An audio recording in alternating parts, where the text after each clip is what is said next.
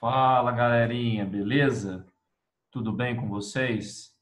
Estamos aqui para mais uma aulinha. Na verdade, agora a gente vai fazer a correção dos exercícios. E, bom, dessa vez vocês não vão estar me vendo, somente ouvindo esse tom aveludado da minha voz, beleza? E aí, então, a gente vai fazer a correção dos exercícios que eu passei na última aula, né? Falamos na última aula sobre o processo de unificação da Itália e também sobre o processo de unificação da Alemanha, ok? Vamos lá fazer os exercícios. Aqui eu passei esses dois exercícios, né? Exercício de número 6 e exercício de número 7, da página 17, beleza? Tá? Esses dois exercícios vão falar sobre o processo de unificação da Itália, né? Então presta atenção. Sobre o processo de unificação italiano, né, vamos responder, olha só. A. Indique as causas da unificação tardia da Península Itálica, né? Por que a gente fala tardia? Porque quando a gente olha a Europa, a gente teve aí uma série de processos de unificação ao longo do século XIV, século XV, século XVI. A gente vai ter a unificação portuguesa, a unificação espanhola, né? Então, lá na Espanha, a gente tinha quatro reinos: o reino de Castela, Leão, Navarra, Aragão, e isso tudo vai acabar originando a Espanha. A gente vai ter o processo de unificação na França, na Inglaterra. Então, entre o século XIV até o século XVI, a gente vai ter vários processos de unificação lá na Europa. Só que no caso da Itália e da Alemanha, isso não vai acontecer no século XIV, XV, XVI.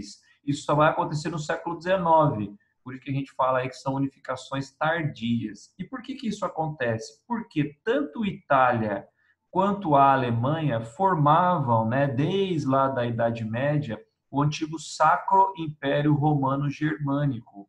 Então, ali, né, onde você pega a Itália e a Alemanha, eram territórios que eram controlados, né, que tinham uma influência muito grande da Igreja Católica, e também era um território dividido a partir de nobreza, né, da galera da nobreza europeia.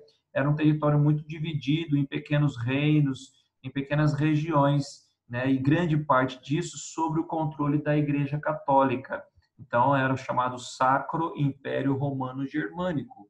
E essa influência, esse poder da igreja, né, e essa divisão muito grande que nós tínhamos ali, acabou, né, retardando o processo de unificação. Então, tanto a unificação italiana quanto a unificação alemã, elas são chamadas de unificações tardias. Quando as coisas começam a melhorar para a Itália e para a Alemanha, é depois do Congresso de Viena. A gente estudou, né, Congresso de Viena, em 1815, pós período de Napoleão Bonaparte, e durante o Congresso de Viena foi determinado, né, o fim do Sacro Império Romano Germânico, e todo esse império ele acabou sendo dividido, onde a gente vai ter a formação de vários estados independentes. E a maior parte desses estados independentes vai ficar sob o controle da Áustria. A Áustria, né, o Império Austríaco, era um império muito poderoso que vai ter uma influência muito grande na Conferência de Viena, né, no Congresso de Viena, e aí a Áustria vai acabar passando a exercer uma influência muito grande sobre todo esse território. Então, aqui ele fala, indique as causas da unificação tardia da Península Italiana. Então, é para vocês falarem que a unificação ela foi tardia por conta que durante muitos anos havia a influência muito forte da Igreja formando ali o Sacro Império Romano Germânico e que o processo só vai começar a ganhar força a partir de 1815 com o Congresso de Viena, que vai acabar com o Sacro Império Romano Germânico e que vai acabar dividindo todo esse território em pequenos estados. E aí a gente vai ter estados italianos e estados alemães. Beleza? Tá?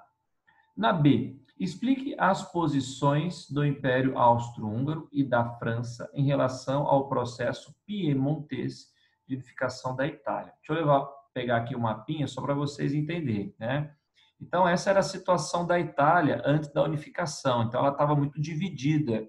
Então, você tinha, olha só, territórios, né, da Sardenha e do Piemonte, que é esses dois territórios aqui. A Sardenha e o Piemonte eram territórios independentes, né, comandados por italianos, e eram dois territórios muito industrializados, principalmente aqui Piemonte, essa região de Turim ali, era uma região que estava se industrializando bastante. Na verdade, o norte da Itália ele já estava se industrializando bastante, né? Só que a maior parte da Itália, principalmente essa região central aqui, estava tudo sob o controle da Áustria, né? Lá no Congresso de Viena, a Áustria passou a dominar quase que toda essa parte central aqui da Itália, beleza?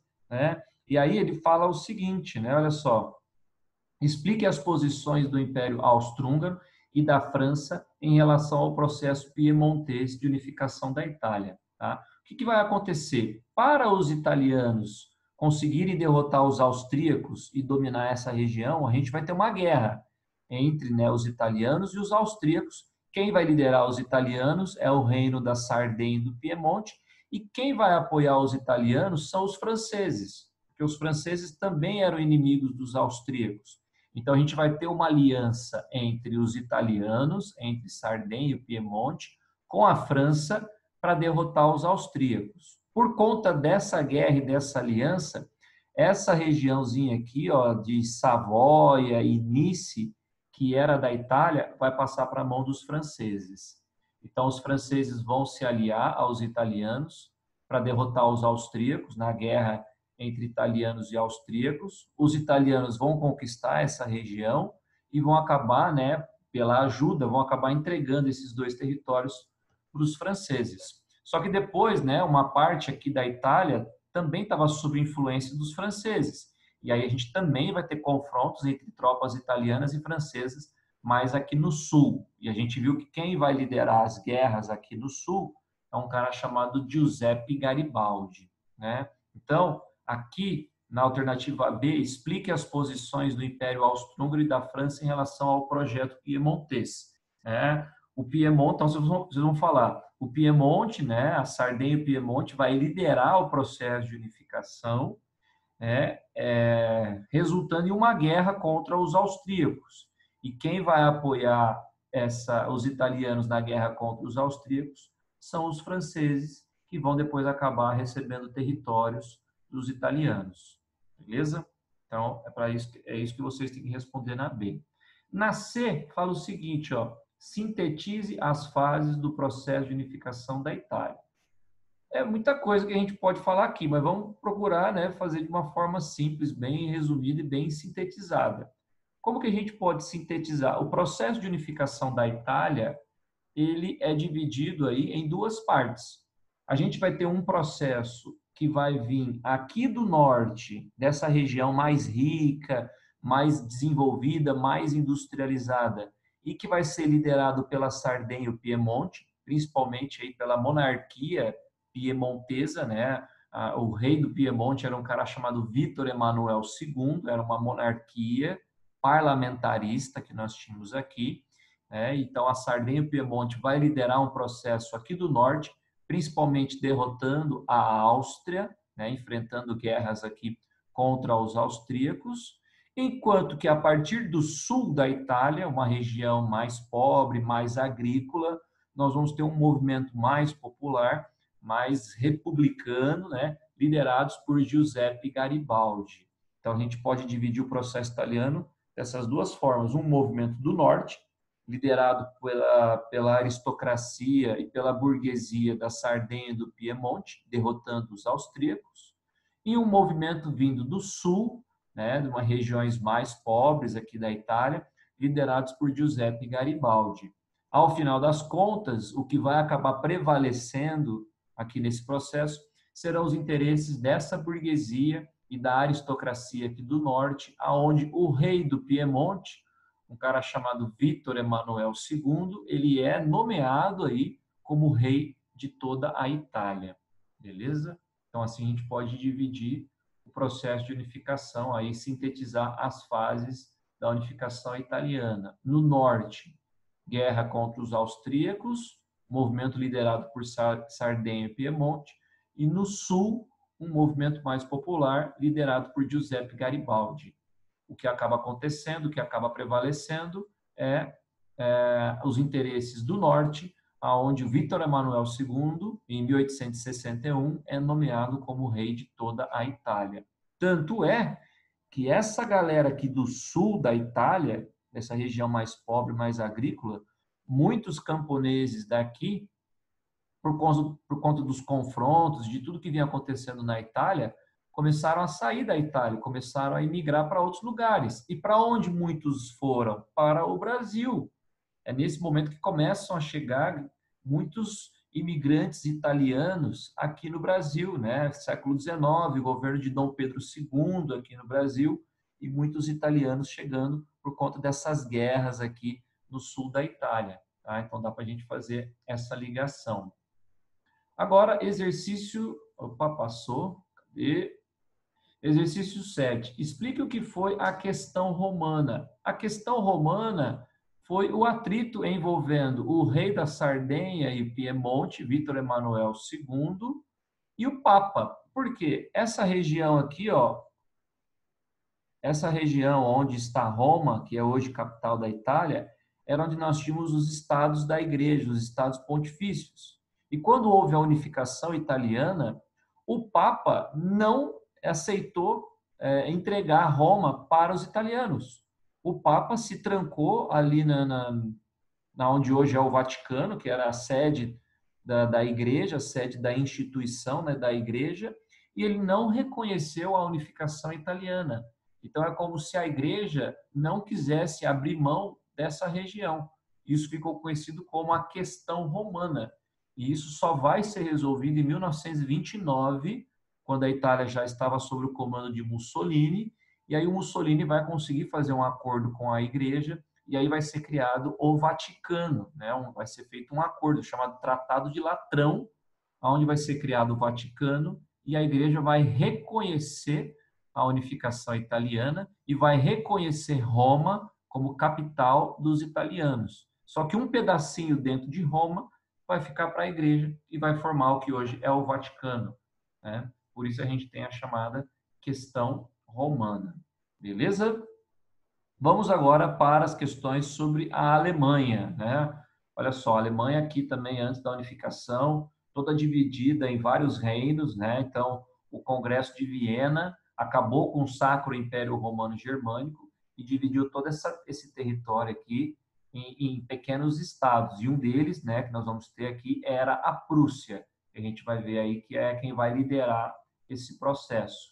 Esse aqui é o Bismarck, que é o líder da unificação, esse belo bigode, tá? Então, olha só. Cadê as questões? Aqui. Sobre o processo de unificação alemão. Identifique as causas da unificação tardia da Alemanha. Gente, é a mesma coisa da Itália. Então, vocês podem pegar a mesma resposta, né? A unificação tardia da Alemanha é por conta de que aquele território onde hoje é a Alemanha estava dentro do Sacro Império Romano Germânico. E estava sob a influência da igreja e também sob a influência, né, de senhores da nobreza ali controlando toda aquela região. Então, isso vai acabar atrasando o processo de unificação. Só depois do Congresso de Viena que vai ser formada a Confederação Germânica, que é o que está nesse mapinha aqui, né? Isso aqui, esse mapinha representa aí a Confederação Germânica. E quem também vai ficar com a maior parte dessa região também vai ser a Áustria. A Áustria, ela vai se aproveitar do fim do Sacro Império Romano Germânico e vai passar a exercer uma influência muito grande sobre esse território. Então, tanto ali na Itália quanto aqui na Alemanha, nós vamos ter uma influência muito grande dos austríacos, tá? Então, por conta aí da existência do Sacro Império Romano Germânico, a unificação alemã ela foi tardia. B. Explique o impacto da rivalidade entre Prússia e Império Austro-Húngaro para o processo de unificação da Alemanha, né? Então, o que vai acontecer? O Império Austro-Húngaro, né, os austríacos, vão estar dominando a maior parte da Confederação Germânica, né? Os austríacos também formavam ali um povo germânico, né? Também um povo de origem germânica. E os austríacos vão dominar a maior parte. Acontece que a Prússia era o território mais rico e mais desenvolvido, mais industrializado. E aí, tanto Áustria quanto Prússia vão começar a disputar o controle sobre a Confederação Germânica. Isso vai gerar rivalidade aí, então, entre a Prússia e os austríacos, e isso também vai acabar levando em guerras entre a Prússia e os austríacos. E assim como aconteceu lá na Itália, onde os italianos tiveram apoio dos franceses na guerra contra os austríacos, aqui vai ser a mesma coisa. A Prússia também vai ter apoio dos franceses para derrotar os austríacos. Só que depois, Prússia e França vão acabar se enfrentando também em uma grande guerra, porque também a França queria dominar alguns territórios aonde era aqui essa região da Confederação Germânica. Tá? Então, a rivalidade entre Prússia e Império Austro-Húngaro acontecia por conta de que tanto Prússia quanto o Império Austro-Húngaro queriam exercer o controle sobre a Confederação Germânica. E a Prússia vai querer, por ser mais rica, né, e mais envolvida, vai querer liderar o processo de unificação. Isso vai levar à guerra contra os austríacos, tá bom? Defina a Realpolitik de Bismarck. Otto von Bismarck vai ser o chanceler da Prússia, né, o primeiro-ministro da Prússia, e ele vai ser o grande líder desse processo de unificação. E o que seria essa Realpolitik, né, ou a política real do Bismarck? O Bismarck vai dizer o seguinte, gente, a única maneira da gente conseguir a unificação é através da guerra. Vamos fazer um exército grande, forte, poderoso e vamos unificar através da guerra. É aquela frase, né? A unificação a ferro e sangue. É isso que representava a política do Bismarck, a política da guerra, uma política nacionalista. Né? Por isso, Bismarck vai transformar a Prússia e depois, consequentemente, a Alemanha em uma grande potência econômica e militar. Beleza? E por último, o exercício de número 9. Cite e explique as consequências da Guerra Franco-Prussiana para a Alemanha, para a França e para a política internacional. A Guerra Franco-Prussiana é a guerra que vai finalizar o processo de unificação da Alemanha.